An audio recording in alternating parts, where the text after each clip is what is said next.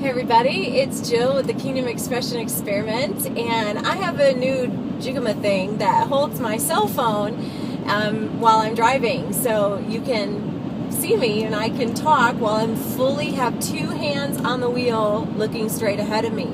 And if you can see behind me, I'm in New Mexico, so the ground, there's some hills, and but it's really dry, and but there's still stuff growing on it. And so I was asking the Lord, I just asked him, I said, well, what do you like about this land? Because I figured he made it, so he must like something about it. And he told me a few things, so I thought I would share that with you in my first video for the Kingdom Expression Experiment, West Coast. So he first told me that he likes the animals on it, and I thought, really, why the animals? And he said, because nothing bothers them out here. And I thought, that's, besides predators that are in this kind of wilderness, there's no people that bother them. And I thought that was really cool, and it started me thinking about our wilderness seasons, or the seasons where it's really dry. And I thought, when we're in a wilderness season, it's really true, we feel very alone. But the upside is nobody's bothering us. And so I started asking him, what else do you really like about this? And he told me the consistency of the vegetation and the things that are out there. You consistently are seeing the same kinds of things growing, which, again, when you translate it to our dry and wilderness seasons, when we feel so alone and we can't see anything around, there's not a city, there's no real life, but there's consistency. And God does a really great work when you know what to expect over the next hill. More dryness, but at least it's consistent and you know where you're at. I mean, the vegetation tells you exactly where you're at. And so then I started asking him some other questions about what he likes about it, and he said it's so vast, it's so still, and it's so quiet. And that's exactly what we need in a wilderness season, when we just need to hear from God.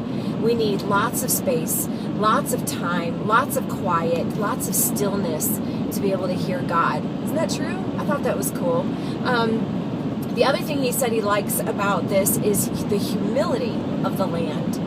And I had to think about that one for a little bit. But when you think of humility, you think of, being meek and not exalting yourself. And really, people don't really flock to this area, to see the land. So there is some humility there, but there was something else that struck me, is that all the vegetation is really at the same level. There's nothing reaching higher than the other. And I thought that is what humility is. And in a wilderness season, we can just look around and know we're really not alone. There's others like that with us in that space, but it means not reaching to get taller or bigger. It's really not a season for that. And then the last thing he said, second to last thing he said was the ground is really fertile. Okay, so for anybody out there that really knows about soil, someone's going to have to do some research for me, because is the ground fertile here? But so I asked God, I'm like, well, I don't understand. What do you mean the ground is fertile? And he said, well, all it needs is a little bit of water, and then you would see what could come up from this fertile soil. But the soil is fertile because it's pure and untouched. Honestly, there's been no chemicals on it, and nothing's disturbed it. So it really is, it's fertile, it's pure. And when you're in a wilderness season and God dumps water on you, then you feel like just so much good stuff gets birthed out of that, right?